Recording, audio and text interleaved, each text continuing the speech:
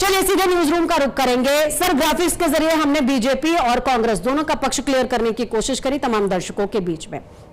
मैं आपसे समझना चाहूंगी, क्या वाकई ये वॉर एथिक्स के अकॉर्डिंग ठीक है? क्योंकि एस जयशंकर ने भी अपनी पीसी के दौरान ये स्वीकार किया कि हमने पाकिस्तान को इन्फॉर्म किया था। और क्या अब वाकई में बीजेपी अपने इस मुद्दे को लेकर के घिरती हुई नजर आ रही है? देखिए, पहली तो बात मैं स्पष्ट कर दूं कि भारत और पाकिस्तान के बीच में तनाव जो था वो उसको घोषित तौर पे युद्ध की संज्ञा ना हमने दी थी ना पाकिस्तान ने दी थी। हमने पाकिस्तान को ये इन्फॉर्म किया था कि हम टारगेटेड जो आतंकी ठिकाने हैं पाकिस्तान में उनके खिलाफ कार्रवाई कर रहे हैं। तो क्या शायद सर यही वजह है कि हाफिज सईद और तमाम जो आतंकी हैं जिनको हम शायद टारगेट नहीं कर पाए वो वहां से भागने में कामयाब है? जी हाँ, बिल्कुल। पाकिस्तान हमेशा शह देता रहा है वहां पे जो आतंकी है, जो भारत के खिलाफ कार्रवाई कर रहे हैं, कश्मीर में जो आंदोलन चला रहे हैं, कश्मीर में जो भारत के खिलाफ आतंकी कार्रवाइयों को अंजाम देते हैं, उन सबका गढ़ जो है पाकिस्तान है, पीओके है, जहां से ये सारे कैंप चलते हैं। वहां से टेररिस्ट ट्रेंड करके भारत में भेजे जाते हैं दहशत फैलाने के लिए। तो भारत का तो स्वाभाविक था, भारत ने ये डिक्लेयर कर दिया है कि अगर भारत में कोई भी आतंकी घटना घटती है तो वो उस देश के खिलाफ कार्रवाई करेगा, उस देश के अंदर जाकर आतंकियों के खिलाफ कार्रवाई करेगा। और इसी के तहत भारत ने ऑपरेशन सिंदूर किया और जाकर पाकिस्तान के अंदर और पीओके में उसने सैन्य कार्रवाई की और आतंकी ठिकानों को खत्म किया। लेकिन अब बात करते हैं सियासत की। सियासत में देखिए, कुछ बातें राजनीति करने के लिए होती हैं, कुछ बातें जो है तो जो टॉप सीक्रेट डिफेंस हमारे जो सीक्रेट्स हैं वो किन्हीं के साथ साझा नहीं किया जाता है। हाँ, राजनीति है, आपको कुछ सरकार पे आरोप लगाना है, सरकार का कुछ विपक्ष पे आरोप लगाना है।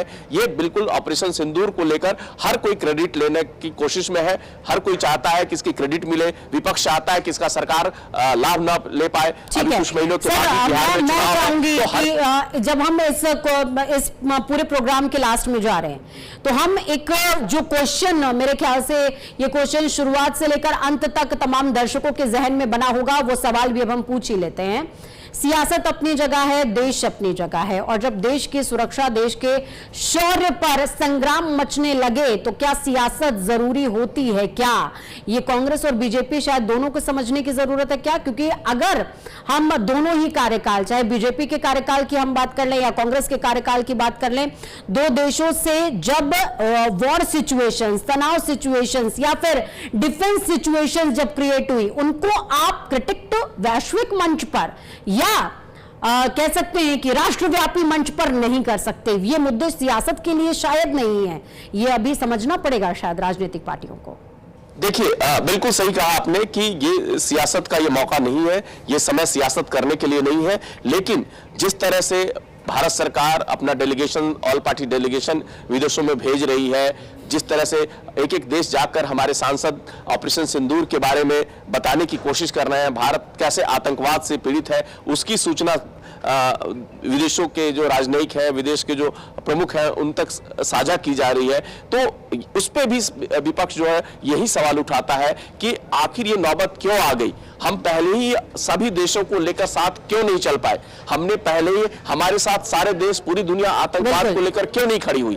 तो ऐसी क्या कमी हम में रह गई? इसका जवाब विपक्ष उनसे जरूर चाहेगा सरकार से, लेकिन सरकार का कहना है कि आतंकवाद के खिलाफ हमारी जो मुहिम है, आतंकवाद और सरकारों को भी और सियासतदानों को भी यह सोचना चाहिए कि 1991 की हम बात कर रहे हैं या 2025 की बात कर रहे हैं। भारत सरकार तब भी थी, भारत सरकार आज भी है, उसके पीछे नाम भारत जुड़ा हुआ है। बहुत शुक्रिया सर हमारे साथ जुड़ने के लिए और अहम जानकारी साझा करने के लिए, अहम पहलू साझा करने के लिए। तो आपने देखा, सुना, समझा और जाना।